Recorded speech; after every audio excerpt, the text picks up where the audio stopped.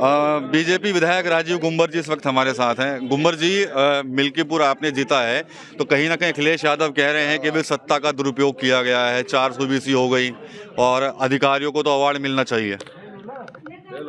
खिसियानी बिल्ली खंबा नोचे, ये कहावत अखिलेश जी पे बिल्कुल सटीक बैठती है।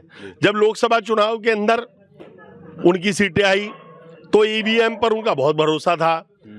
यही प्रशासन, यही तंत्र, यही अधिकारी लोकसभा चुनाव करवाने वाले थे, यही अधिकारी, यही तंत्र मिल्कीपुरी उपचुनाव करवाने वाले थे। तो यदि भारतीय जनता पार्टी को उसमें धांधली करनी होती तो लोकसभा चुनाव जो देश की राजनीति को तय करने वाला चुनाव होता है, जो देश में सरकार बनाने वाला चुनाव होता है, उसमें करती।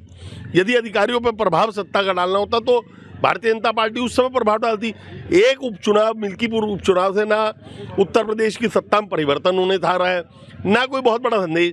तो ये आप लोग भी, पत्रकार बंधु भी, और जितनी जनता है ये सब समझती है।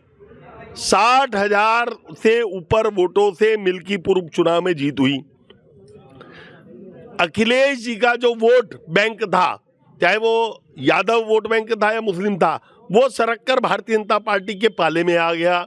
तो अब अखिलेश जी अगर ईवीएम पर, सत्ता पर, प्रशासन तंत्र पर आरोप नहीं लगाएंगे तो बेचारे अपने मुंह कैसे बचाएंगे। तो ये उनका झेप मिटाने का एक तरीका है। भारतीय जनता पार्टी के मुख्यमंत्री आदरणीय योगी आदित्यनाथ जी की कार्यप्रणाली के प्रति, बाबा जी के प्रति विश्वास के प्रति, बाबा के बुलडोजर के प्रति और भारतीय जनता पार्टी की नीतियों के प्रति आज उत्तर प्रदेश की जनता ने मिल्कीपुर के अंदर एक संदेश देने का काम किया है कि अब पीडीए वीडीए कुछ नहीं, भारतीय जनता पार्टी ही सही मायने संविधान की हितैषी पार्टी है।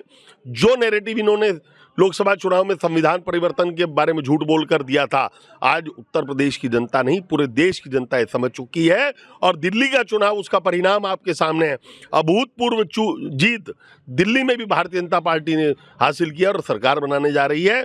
अब कोई झूठ, कोई नैरेटिव, कोई लोगों को बहलाने के फार्मूले काम आने वाले नहीं है। जनता केवल भारतीय जनता पार्टी को आशीर्वाद देने के लिए कृत संकल्प है।